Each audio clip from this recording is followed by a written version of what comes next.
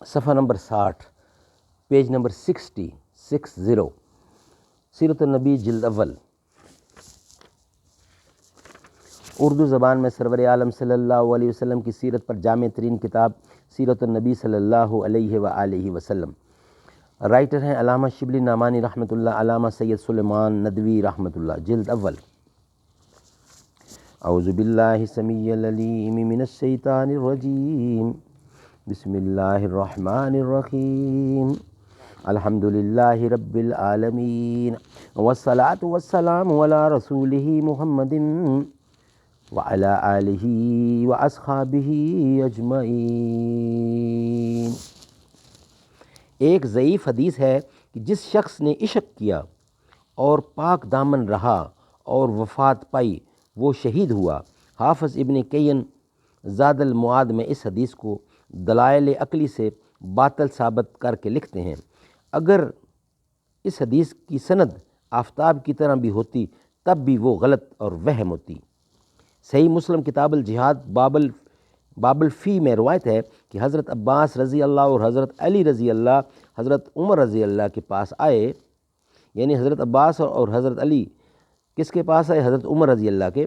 اور حضرت عباس نے حضرت عمر سے کہا کہ میرے اور اس جھوٹے مجرم دھوکہ باز خائن کے درمیان فیصلہ کیجئے، کیونکہ حضرت علی رضی اللہ کی شان میں یہ الفاظ کسی مسلمان کی زبان سے نہیں نکل سکتے، اس لیے بعض محدثین نے اپنے نسخے سے یہ الفاظ نکال دیے۔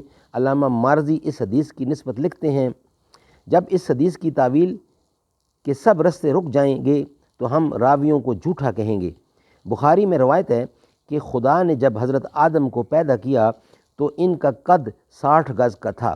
حافظ ابن حجر اس کی شرح میں لکھتے ہیں، اور اس پر یہ اشکال وارد ہوتا ہے کہ قدیم قوموں کے جو آثار اس وقت موجود ہیں، مثلا قوم سمود کے مکانات، ان سے ثابت ہوتا ہے کہ ان کے قد اس قدر بڑے نہ تھے جیسے کہ ترتیب سابق سے ثابت ہوتا ہے، اور اس وقت تک مجھ کو اس اشکال کا جواب نہیں معلوم۔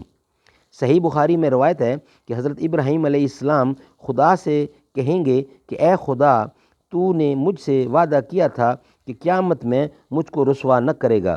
اس حدیث کی شرح میں حافظ ابن حجر لکھتے ہیں، اور اسماعیلی نے اس حدیث پر اشکال وارد کیا ہے اور اس کی صحت پر طعن کیا ہے۔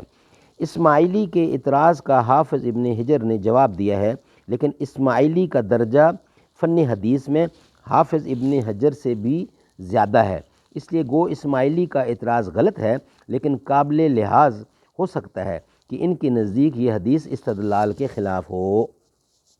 صدق اللہ العلی العظیم وصدق رسولہ النبی الکریم ونحن علی ذلک من الشاہدین والشاکرین والحمد للہ رب العالمین۔